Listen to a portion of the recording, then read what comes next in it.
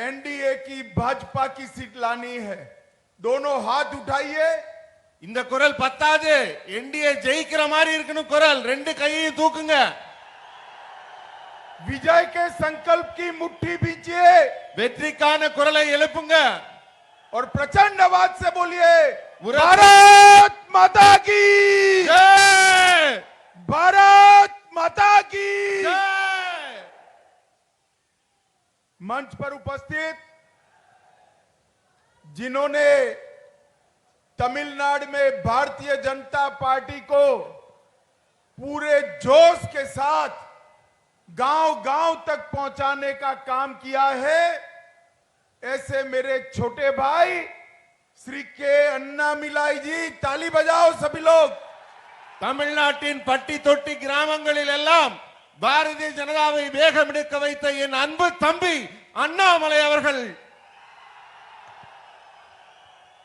Shri AC. Shanmugam जी, Shri VK. Singh ji, doctor P. Sudhakar Reddy ji, KS. नारायणधरन जी, Shrimati P. Karthikeyan जी, श्री जे. मनोहरन जी, और आज पूरी वेल्लोर कॉन्स्टिट्यूएंसी से हजारों की संख्या में इतनी कड़ी धूप में आए हुए प्यारे भाइयों बहनों और मेरे जिगर के टुकड़े जैसे युवा मित्रों, இன்று வேலூரில் கடுமையான வெயில்ல கூட என்னுடைய அன்பு தம்பிகள் என் இதயத்தில் இடம் பிடிச்சிருக்கிற நீங்கள் எல்லாம் இவ்வளவு திரளாக வந்திருக்கிறீர்கள், இது மிகவும் மகிழ்ச்சி அளிக்கிறது। मित्रों, सबसे पहले मैं भारत की महान भाषा तमिल में बोल नहीं सकता, इसलिए आप सभी से माफी मांगकर मेरी बात की शुरुआत करता हूं।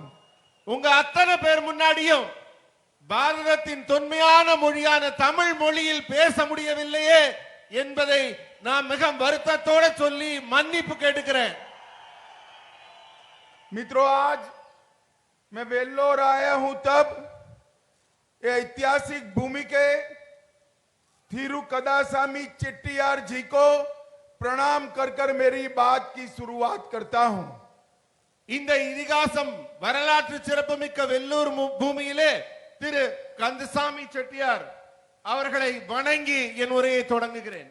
मैं भारत के महान स्वतंत्रता सेनानी श्री कल्याण रमन जी को भी प्रणाम कर कर मेरी बात की शुरुआत करना चाहता हूं। வேலூரின் புகழ்பெற்ற சுதந்திர போராட்ட வீரர் கல்யாணராமன் அவர்களையும் வணங்கி இந்த உரையை தொடங்குகிறேன்। आज मेरा यहां आने का मकसद हमारे प्रिय प्रधानमंत्री नरेंद्र मोदी जी के नेतृत्व में भारतीय जनता पार्टी और एनडीए की सरकार के 9 साल पूरे हुए हैं, इसलिए मैं तमिलनाडु की जनता को धन्यवाद कहने के लिए यहां आया हूं। நான் இங்க உங்க முன்னாடி வந்திருக்கிறதுக்கான மிக முக்கியமான காரணம் நம் மதிப்பிற்குரிய பாரத பிரதமர் திரு நரேந்திர மோடி அவர்கள் 9 ஆண்டு கால ஆட்சியை மிக சிறப்பாக நடத்துவதற்கு தமிழக மக்கள் தந்த ஒத்துழைப்பிற்கு நன்றி தெரிவிப்பதற்காக வந்திருக்கிறேன்। पहले 10 साल तक कांग्रेस डीएमके की सरकार तमिलनाडु में चली, जिसने 12,000 करोड़ के घपले घोटाले भ्रष्टाचार किया। 9 साल में नरेंद्र मोदी सरकार पर एक भी भ्रष्टाचार का आरोप कोई नहीं लगा सका। இந்த ஆட்சிக்கு முன்னாடி 10 ஆண்டு காலம் காங்கிரஸ் திமுக ஆட்சி நடைபெற்றுக் கொண்டிருந்தது। ஆனா அப்ப அவங்க 12,000 கோடி ரூபாய்க்கு ஊழல் செஞ்சாங்க। நம்முடைய 9 ஆண்டு கால ஆட்சியில சுட்டி காட்டுற மாதிரி ஒரு ஊழல் குற்றச்சாட்டு கூட இல்லாம சிறப்பான ஆட்சி நடைபெற்று இருக்கிறது। मित्रों, नरेंद्र मोदी सरकार ने दुनिया में भारत का सम्मान बढ़ाने का काम किया है। நண்பர்களே, நமது மோடி அவர்களின் அரசு உலகத்திலே பாரதத்தின் பெருமையை மிகவும் உன்னதமாக உயர்த்தி இருக்கிறது। और नरेंद्र मोदी सरकार ने भारत को सुरक्षित बनाने का भी काम किया है। பாரதத்தை வளர்ச்சி பாதையிலும் கொண்டு சென்று கொண்டிருக்கிறது நம் அரசு. और साथ साथ अभी अभी नई पार्लियामेंट भवन का लोकार्पण नरेंद्र मोदी जी ने किया। इसमें तमिलनाडु के चोल साम्राज्य का परंपरा से सेंगोल को फिर से एक बार पार्लियामेंट में स्थापित करने का काम नरेंद्र मोदी सरकार ने किया है। இப்போது டெல்லியிலே கட்டப்பட்டிருக்கும் புதிய பாராளுமன்ற கட்டிடத்திலே தமிழர்களின் தொன்மையான சோழ சாம்ராஜ்யத்தின் சின்னமான செங்கோலை மைய மண்டபத்திலே வைத்து சாதனை படைத்திருக்கிறது நம் அரசு. मित्रों, तीसरी बार भी 2024 में देश में फिर से नरेंद्र मोदी सरकार बनने वाली है। நண்பர்களே, மீண்டும் 2024 மூன்றாவது முறையாக நமது நரேந்திர மோடி அவர்களின் அரசு மீண்டும் உருவாக இருக்கிறது. परंतु मैं आपको विनंती करने आया हूं कि 2024 में नरेंद्र मोदी जी को तमिलनाडु का आशीर्वाद मिले और 25 से ज्यादा सीटें तमिलनाडु में एनडीए जीतकर मोदी जी प्रधानमंत्री बने। நண்பர்களே, 2024 என்ன சிறப்பு இருக்கணும்னா தமிழ்நாடு மக்களின் ஆசீர்வாதத்தோட 25 பாராளுமன்ற தொகுதிகளை நீங்கள் வென்று கொடுக்க வேண்டும். मित्रों, आज सुबह में संगठन की बैठक कर आया हूं। हमारे प्रदेश अध्यक्ष अन्ना मलाई ने जिस प्रकार से संगठन बनाया है, मुझे पूरा विश्वास है कि तमिलनाडु में इस वक्त इस साल 2024 में 25 से ज्यादा सीटें एनडीए जीतकर मोदी जी के साथ तमिलनाडु से कई मंत्री नए मंत्रिमंडल में शपथ लेंगे, इसका मुझे विश्वास है। இன்றைக்கு காலையில கட்சியின் அமைப்பு கூட்டம் நடைபெற்றது. அப்போது நமது மாநில தலைவர் அண்ணாமலை அவர்கள் எப்படி அதை நடத்தி கொண்டிருக்கிறார் என்று பார்த்தபோது எனக்கு ஒரு நம்பிக்கை பிறந்தது. அதாவது 25 சீட் இல்ல, அதுக்கும் மேல பாராளுமன்றத்தை வென்று தமிழகத்தின் அமைச்சர்கள் மத்திய அமைச்சரவையில் இடம் பிடிக்க போகிறார்கள். मित्रों, नरेंद्र मोदी जी और भारतीय जनता पार्टी ने महान तमिल भाषा, तमिलनाडु के महान इतिहास और हमारी तमिलनाडु की संस्कृति के लिए ढेर सारे काम किए हैं। நமது நரேந்திர மோடி அவர்கள் பாரதிய ஜனதா கட்சியின் சார்பிலே தமிழ் மொழியையும் தமிழ் மொழியின் தொன்மையையும் அதன் சிறப்பையும் மேம்படுத்தும் வகையிலே பல பல சிறப்புகளை சேர்த்திருக்கிறார்கள். नरेंद्र मोदी जी ने दुनिया में किसी भी देश में गए हो, अपने भाषण के अंदर तमिल साहित्य, तमिल महापुरुष और तमिल संस्कृति की महानता की बात समग्र दुनिया के सामने की है। உலகின் எந்த நாட்டுக்கு நம்ம பிரதமர் போனாலும் தன்னுடைய உரையில தமிழ் மொழியின் பெருமையையும் இலக்கியத்தின் பெருமையையும் தமிழ் கவிதைகளையும் சொல்ல மறந்திருக்காரா? சிறப்பாக தமிழின் பெருமையை உயர்த்தி இருக்கிறார். अभी अभी काशी में और सौराष्ट्र में तमिल संगमम कर तमिलनाडु की संस्कृति को, तमिलनाडु के साहित्य को, तमिलनाडु के खान पान को गुजरात और समग्र उत्तर प्रदेश में प्रिय बनाने का काम नरेंद्र मोदी जी ने किया है।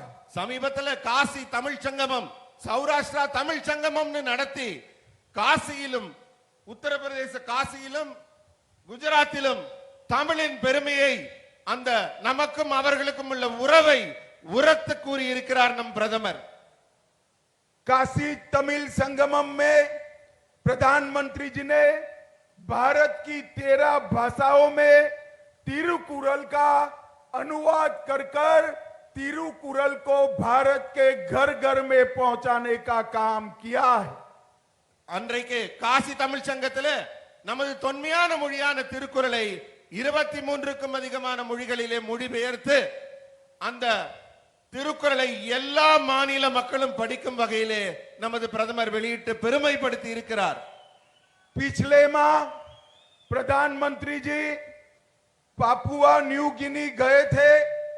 उन्होंने तिरुकुरल का स्थानीय भाषा में भाषांतर कर विदेश में भी पहुंचाने का काम नरेंद्र मोदी जी ने किया है. போன மாதம் பப்பு நியூ கினியான் என்ற பகுதிக்கு சென்ற போது நமது பிரதமர் அங்கும் திருக்குறளின் பெருமையை பேசி இருக்கிறார். உலகின் எந்த மூலைக்கு சென்றாலும் திருக்குறளின் பெருமையை நமது பிரதமர் பேசிக் கொண்டிருக்கிறார். मित्रों, 10 साल तक डीएमके यूपीए सरकार में रही, पहले भी 8 साल तक सत्ता में रहे, परंतु सीएपीएफ की परीक्षा में, नीट की परीक्षा में, ऑल इंडिया सर्विसेज की परीक्षा में तमिल लड़कों को, बच्चों को तमिल में पेपर लिखने की छूट नहीं थी. अब ऑल इंडिया सर्विसेज, नीट और सीएपीएफ के एग्जामिनेशन तमिल भाषा में भी लिए जाते हैं. தமிழ் தமிழ் தமிழுக்காக வாழ்றோம்னு சொல்ற திமுக 10 ஆண்டு காலம் யூபிஏ கவர்மெண்ட்ல ஆட்சியில் இருந்தாங்க. அதுக்கு முன்னாடி 8 ஆண்டு காலம் இருந்தாங்க. அப்ப சிஆர்பிஎஃப் தேர்வாகட்டும், நீட் தேர்வாகட்டும், சிவில் சர்வீஸ் தேர்வாகட்டும், ஆனா தமிழ் மக்கள் தமிழ் மொழியில அந்த தேர்வை எழுத முடியாத நிலை இருந்தது. நாம் ஆட்சிக்கு வந்த பிறகுதான் திரு நரேந்திர மோடி அவர்கள் தலைமையிலே இப்போது சிஆர்பிஎஃப் தேர்வாகட்டும், நீட் தேர்வாகட்டும், சிவில் சர்வீஸ் ஐஏஎஸ் தேர்வாகட்டும், இதையெல்லாம் தமிழ் மக்கள் தமிழ் மொழியிலேயே எழுத முடிகிறது. मित्रों, चीन के राष्ट्रपति भारत के एक ही देश में जाने वाले थे, तो मोदी जी ने चीन के राष्ट्रपति को आने के लिए हमारे महान तमिलनाडु को चुनकर तमिलनाडु के टूरिज्म को प्रमोट करने का काम किया है. சீன அதிபர் எங்கேயும் போக மாட்டாரு. இந்தியாவுக்கு வர்றேன்னு அவர் சொன்னப்ப நம்ம பிரதமர் எங்க கூட்டிட்டு வந்தாரு? தமிழ்நாட்டுக்கு மகாபலிபுரத்துக்கு கூட்டிட்டு வந்தாரு. நம்முடைய சுற்றுலாவை மேம்படுத்த இதைவிட சிறப்பாக என்ன செய்ய முடியும்? मित्रों, अभी कल राज्य के मुख्यमंत्री स्टालिन जी ने एक सार्वजनिक रूप से मुझे सवाल पूछा कि 9 साल के लिए नरेंद्र मोदी जी ने तमिलनाडु के लिए क्या किया, वो बताइए. स्टालिन जी, मैं 9 साल का हिसाब देने आया हूं. आप जरा कान खोलकर सुन लो और हिम्मत है तो कल इसका जवाब देना. நம்ம தமிழ்நாட்டோட முதலமைச்சர் ஸ்டாலின் வந்து என்ன பார்த்து ஒரு கேள்வி கேட்கிறார். நரேந்திர மோடி அவர்கள் ஆட்சியில 9 ஆண்டுகள்ல தமிழகத்துக்கு நீங்க என்ன செஞ்சீங்கன்னு பட்டியல் போட முடியுமான்னு கேட்கிறாரு. ஸ்டாலின் அவர்களே, உங்க காது நல்லா திறந்து வச்சு கேளுங்க.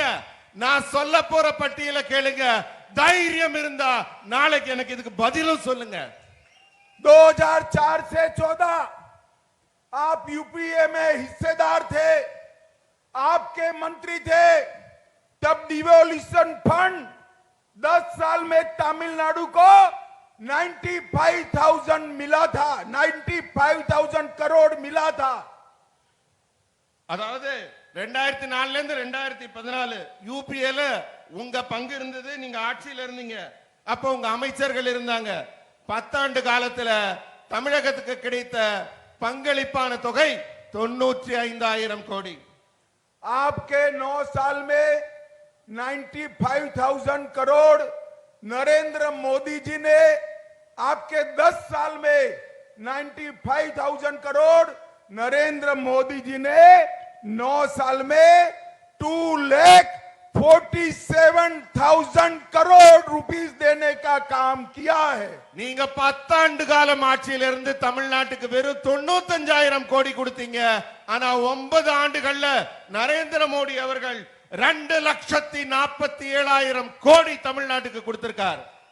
ग्रांट इन एड आपके 10 साल में यूपीए सरकार में, कांग्रेस डीएमके सरकार में 58,000 दी गई थी. யூபிஏ கவர்மெண்ட்ல காங்கிரஸ் டிஎம்கே ஆட்சியில் இருந்தப்ப 58,000 கோடி ரூபாய் கொடுக்கப்பட்டது தமிழகத்துக்கு.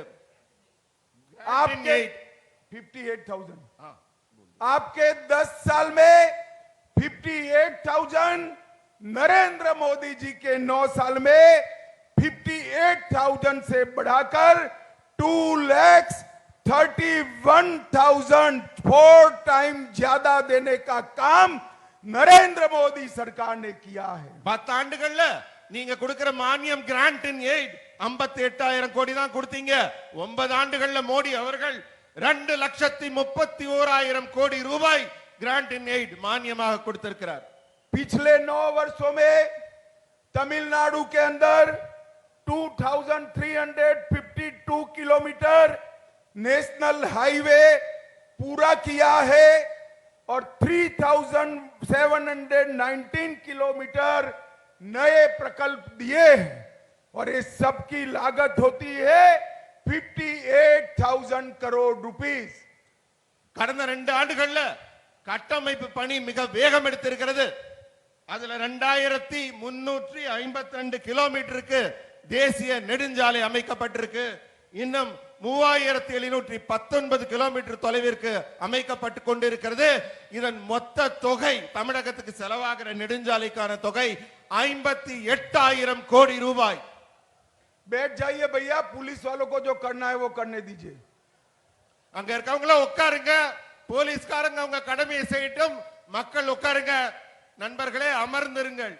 3,000 करोड़ रुपया 105 किलोमीटर लंबे ईस्टर्न कोस्टल हाईवे के लिए देने का काम नरेंद्र मोदी सरकार ने किया है. 3,000 கோடி ரூபாய் செலவுல 105 கிலோமீட்டர் தொலைவுக்கு ஈஸ்ட் கோஸ்ட் ஹைவே அமைக்கிறதுக்காக நமது நரேந்திர மோடி அரசு தமிழகத்திற்கு கொடுத்திருக்கிறது. 50,000 करोड़ रुपया चेन्नई बेंगलुरु एक्सप्रेस वे के लिए देने का काम नरेंद्र मोदी जी ने किया है. 50,000 கோடி ரூபாயில சென்னையிலிருந்து பெங்களூருக்கு விரைவு பாதை அமைப்பதற்காக இப்போது திட்டம் தயாரிக்கப்பட்டிருக்கிறது.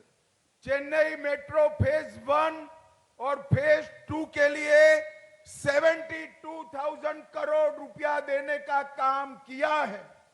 சென்னையில மெட்ரோ ரயில் பேஸ் 1 பேஸ் 2 ரெண்டு பாதை அமைப்பதற்காக 72,000 கோடி ரூபாய் தமிழகத்திற்கு கொடுக்கப்பட்டிருக்கிறது. चेन्नई, एगमोर, काटपाड़ी, मदुरई, रामेश्वरम और कन्याकुमारी के रेलवे स्टेशन 3,500 करोड़ से पूरे नया बनाने का काम नरेंद्र मोदी जी ने शुरू किया है.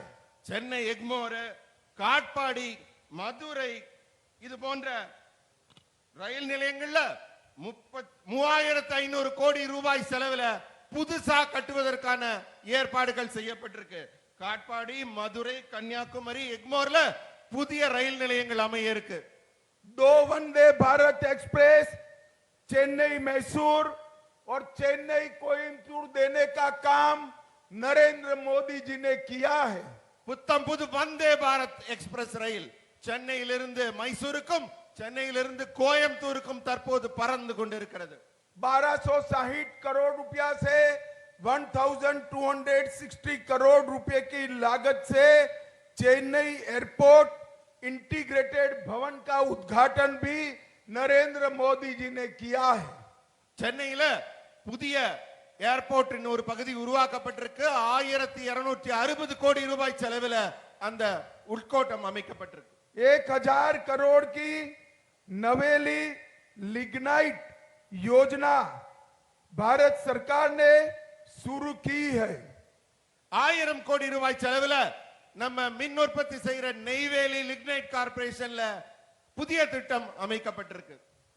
56 लाख किसान को हर साल 6,000 रुपया डीबीटी के माध्यम से भेजा जाता है. 56 லட்சம் விவசாயிகளுக்கு 6,000 ரூபாய் வருடா வருடம் தமிழக அரசில் இருக்க விவசாயிகளுக்கு மத்திய அரசால கொடுக்கப்படுது. जल जीवन मिशन के 84 लाख कनेक्शन भारतीय जनता पार्टी की मोदी सरकार ने दिए हैं. குடிநீர் இணைப்புக்காக தமிழ்நாட்டுல தண்ணியே வராத வீடுகளுக்கு 84 லட்சம் குடிநீர் இணைப்புகள் தமிழ்நாட்டுல கொடுக்கப்பட்டிருக்கு. 2.50 करोड़ लाभार्थियों को 5 लाख तक का पूरा स्वास्थ्य का खर्चा आज नरेंद्र मोदी सरकार दे रही है. மருத்துவ உதவிக்காக 2.5 கோடி மக்களுக்கு ஆயுஷ்மான் இந்த மாதிரி திட்டத்துல மருத்துவ உதவிக்கான உதவிகள் செய்யப்பட்டிருக்கு. 62 लाख 62 लाख शौचालय चेन्नई के गरीबों तमिलनाडु के गरीबों के लिए बनाए गए हैं. 62 லட்சம் கழிப்பறைகள் தமிழ்நாட்டில் இருக்க ஏழை மக்களுக்காக அவங்க சௌகரியத்துக்காக கொடுக்கப்பட்டிருக்கு. 1 करोड़ गरीब तमिलनाडु के भाइयों बहनों को हर महीने 5 किलो अनाज प्रति व्यक्ति मुफ्त में देने का काम नरेंद्र मोदी सरकार कर रही है. 1 கோடி ஏழை மக்கள் பயன்பெறும் வகையில 5 கிலோ அரிசி தானியம் பருப்பு போன்ற வகைகள் எல்லாம் சேர்ந்து பெறுவதற்காக மத்திய அரசு தொடர்ந்து வழங்கிக் கொண்டிருக்கிறது. Central institute of classical Tamil का नया कैंपस नरेंद्र मोदी सरकार ने बनाया है. செம்மொழி ஆராய்ச்சி மையத்திற்கான புதிய கட்டிடம் சென்னை தரமணியில மிக சிறப்பாக சிறந்து தமிழுக்காக தமிழ் மொழி வளர்ச்சிக்காக ஆராய்ச்சி செய்து கொண்டிருக்கிறது. मित्रों अभी कल मैंने देखा उन्होंने कहा कि मदुरै का एम्स अब तक क्यों नहीं बना है. मित्रों मैं आज कहने आया हूं कि 18 साल तक एडीएमके केंद्र के सत्ता में रही. मैं आज उनको पूछने आया हूं कि आपने क्यों एम्स तमिलनाडु को नहीं दिया. इसका जवाब तमिलनाडु की जनता को आपको देना चाहिए. எனக்கு ஒரு கேள்வி கேட்டிருக்காங்க, மதுரையில எய்ம்ஸ் இன்னும் ஏன் திறக்கலன்னு. ஆனால் நான் இந்த கேள்வியை அதிமுகவினருக்கு கேட்க விரும்புகிறேன். ஏன்னா அவங்க முன்னர் ஆட்சியில் இருந்தபோது எய்ம்ஸ் ஏன் திறக்கப்படவில்லை என்ற கேள்விக்கான பதிலை அவர்கள்தான் சொல்ல வேண்டும். और एम्स का कॉलेज इसके 2 बैच टेम्पररी कैंपस में शुरू हो गए हैं.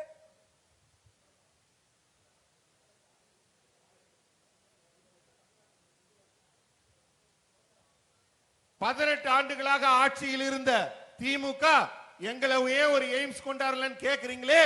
ஆனால் நீங்க ஏன் எய்ம்ஸ் 18 ஆண்டு காலமாக இருந்தும் ஒரு எய்ம்ஸ் கூட தமிழ்நாட்டுக்கு கொண்டாடவில்லை. एम्स के एम्स की मेडिकल कॉलेज के 2 कैंपस टेम्पररी कैंपस में चालू हो गए हैं और एम्स का निर्माण भी फेज मार्क में चालू कर दिया जाएगा. मगर आप वो जवाब दीजिए, मोदी जी ने तो एम्स दिया, 18 साल तक आप केंद्र से एम्स भी नहीं ला रहे. केवल और केवल भ्रष्टाचार करने का काम ये डीएमके के लोगों ने किया है. எய்ம்ஸ் ஏன் திறக்கலன்னு எங்களை பார்த்து கேள்வி கேட்கிறீங்களே. ஆனா இப்ப எய்ம்ஸ்ல phase 1 phase 2 தொடங்கி விட்டது. மக்கள்லாம் அங்க மாணவர்கள் படிக்க தொடங்கி விட்டார்கள். இங்க தொடங்கிட்டு இருக்கு. ஆனா எங்களை கேள்வி கேட்க முன்பு நீங்கள் உங்களை கேட்டுக்கொள்ள வேண்டும். 18 ஆண்டு கால ஆட்சியில் இருந்து கூட மத்திய அரசில் இருந்து கூட ஒரு எய்ம்ஸை கூட திறக்க வேண்டும் அப்படிங்கிற எண்ணம் உங்களுக்கு ஏன் வராம இருந்தது? मित्रों ईएसआईसी की मेडिकल कॉलेज कोयम्बटूर में स्थापित किया जा रहा है, जिसके लिए भारत सरकार ने 1500 करोड़ दिया है. இஎஸ்ஐ மருத்துவமனையின் மருத்துவ கல்லூரி கோவையில் திறக்கப்பட இருக்கிறது. 1500 கோடி ரூபாய் செலவிலே அங்கு மருத்துவ கல்லூரியும் மருத்துவ ஆராய்ச்சியும் நடைபெறும். भारत सरकार ने 11 जिलों में 11 मेडिकल कॉलेज देकर 1450 से ज्यादा स्टूडेंट की पढ़ाई लिखाई चालू कर दी है. 11 மாவட்டங்கள்ல 11 புதிய மருத்துவ கல்லூரிகள் தொடங்கி அங்கெல்லாம் இப்போது மாணவர்கள் படிக்க தொடங்கி விட்டார்கள். மருத்துவ கல்வி உதவியும் மருத்துவ உதவியும் மக்களுக்கு வழங்கப்பட்டு கொண்டிருக்கிறது. पूरे देश में 2 डिफेंस कॉरिडोर बनने थे, उसमें से एक डिफेंस कॉरिडोर अपने तमिलनाडु को देकर ढेर सारा इन्वेस्टमेंट लाने का काम नरेंद्र मोदी जी ने किया है। மொத்த இந்தியால பாதுகாப்பு சாளரம் டிஃபென்ஸ் காரிடோர் 2 இடத்துல தொடக்க இருந்தாங்க. அதுல ஒரு வாய்ப்பை நமது மோடி அரசு தமிழகத்திற்கு வழங்கி இப்போது இங்கு தொழிலும் வாய்ப்பும் அதிகரிக்கிறதுக்கான ஒரு மிகப்பெரிய ஒரு உற்சாகத்தை கொடுத்திருக்கிறாங்க. தமிழ்நாட்டுக்கு டிஃபென்ஸ் காரிடோர் கிடைச்சிருக்கு. मित्रों, ये कांग्रेस और डीएमके दोनों 2G, 3G, 4G पार्टी है। காங்கிரஸும் டிஎம்கேவும் ஊழல் மட்டும்தான் செய்யற கட்சி. 2G, 3G, 4G இது போன்ற ஊழல் மட்டும் செய்யற கட்சி. मैं 2G के भ्रष्टाचार की बात नहीं कर रहा। 2G मतलब 2 जनरेशन, 3G मतलब 3 जनरेशन और 4G मतलब 4 जनरेशन। நான் 2G, 3G, 4G ஊழல் மட்டும் சொல்லல. அவங்க 2 தலைமுறையாகவும் 3 தலைமுறையாகவும் 4 தலைமுறையாகவும் ஆட்சியில அவங்க குடும்ப ஆட்சி நடத்திக்கிட்டு இருக்காங்கறத குறிப்பிட்டு சொன்னேன். देखिए, मारन परिवार 2G है, इसके 2 जनरेशन पॉलिटिक्स में आकर करप्शन कर रहे हैं। மாறன் குடும்பத்துல பாத்தீங்கன்னா 2 தலைமுறையா அவங்க ஊழல் செஞ்சிட்டு இருக்காங்க. करुणानिधि परिवार 3G है, इनके 3 जनरेशन पॉलिटिक्स में आकर करप्शन करने का काम कर रहे हैं। கருணாநிதியின் குடும்பத்தை பாத்தீங்கன்னா அவங்க 3G குடும்பம். ஏன்னா அவங்க 3 தலைமுறையாக ஊழல் செய்து கொண்டிருக்கிறார்கள். और गांधी परिवार 4G है, ये राहुल बाबा 4थी जनरेशन है। 4 जनरेशन से पॉलिटिक्स में सत्ता एंजॉय कर रहे हैं। 4G குடும்பம் யாருன்னா காங்கிரஸ் குடும்பம். நம்ம ராகுல் இருக்காரு, அவர்தான் 4வது தலைமுறை. 4 தலைமுறையா அவங்க நாட்டில் விதவிதமான ஊழல்களை மட்டும் செய்து கொண்டிருக்கிறார்கள். अब ये समय आ गया है 2G, 3G, 4G को निकालकर तमिलनाडु के धरती के बेटे को तमिलनाडु का शासन देने का टाइम आ गया है। தமிழ்நாட்டுல இந்த 2G, 3G, 4G ஊழல் செய்யறவங்க எல்லாம் தூக்கி எறிந்து விட்டு தமிழ்நாட்டிலே ஊழலற்ற ஒரு தமிழரின் ஆட்சி அமைக்க வேண்டிய நேரம் இப்போது வந்து விட்டது. मित्रों, मैं आज आप सबको पूछने आया हूं, मुझे बताइएगा, जरा हाथ उठाकर बताइएगा, धारा 370 हटनी चाहिए थी या नहीं हटनी चाहिए थी, और ये कश्मीर हमारा है या नहीं? நான் உங்கள்ட்ட எல்லாம் ஒரு கேள்வி கேட்கிறேன். உங்க கைகளை உயர்த்தி உரத்த குரல்ல சொல்லுங்க, ஆர்டிகல் 370 நீக்கப்பட வேண்டியதுதானா இல்லையா? காஷ்மீர் நம்முடையதுதானே? ये दोनों पार्टियां, कांग्रेस और डीएमके, धारा 370 हटाने के विरोध में थे। मोदी जी ने 5 अगस्त 2019 को कलम के एक झटके से आर्टिकल 370 को समाप्त कर कश्मीर को हमेशा के लिए भारत के साथ जोड़ने का काम किया है। காலம் காலமாக காஷ்மீர்ல கை வைக்க அச்சப்பட்டு கொண்டிருந்தது மற்ற அரசுகள் எல்லாம். ஆனால் ஆட்சி பொறுப்பேற்றவுடன் ஆகஸ்ட் 5ஆம் தேதி 2019 ஒற்றை கையெழுத்து தன் பேராவில் போட்டு காஷ்மீரை பாரதத்துடன் துணிச்சலாக இணைத்தவர் நம் பாரத பிரதமர் மோடி அவர்கள். मित्रों, 2024 में फिर से एक बार 300 सीटों के साथ नरेंद्र मोदी सरकार बनने वाली है। நண்பர்களே, 2024 மீண்டும் ஒரு முறை 300க்கும் அதிகமான சீட்டுகளை பெற்று மோடி அரசு ஆட்சி அமைக்க இருக்கிறது 3வது முறையாக. मैं आपको विनती करने आया हूं, आप तमिलनाडु से मोदी जी को 25 साथी एनडीए के चुनकर देश की पार्लियामेंट में सिंगोल के लिए मोदी जी का धन्यवाद करने के लिए भेज दीजिए। 2024 தேர்தல்ல வெற்றி பெற்று மோடி அரசு ஆட்சி அமைக்கும் போது தமிழ்நாட்டிலிருந்து 25 பாராளுமன்ற உறுப்பினர்களை அந்த செங்கோலின் கீழே அமர்ந்து பாராளுமன்ற உறுப்பினராக பணியாற்ற அனுப்புவீங்களா? मुझे बताइए, वेल्लोर सीट एनडीए को जिताएंगे? வெள்ளூர்ல என்டிஏ ஜெயிக்குமா? मोदी जी को प्रधानमंत्री बनाएंगे? மோடியை பிரதமராக்குவோமா? बनाएंगे? तो मेरे साथ दोनों हाथ उठाइए, ரெண்டு கரத்தையும் உயர்த்தி சொல்லுங்க. विजय के संकल्प की मुट्ठी बींचिए வெற்றிக்கான முட்டியை உயர்த்துங்கள். और प्रचंड आवाज से बोलिए, உரத்த भारत माता की ஜெய், भारत माता की ஜெய். आप मत बोलिए भैया, भारत माता की वंदे वंदे वंदे।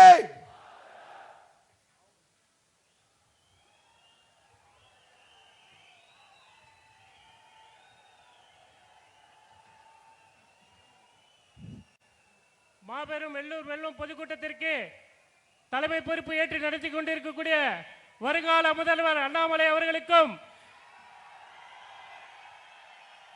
நம்முடைய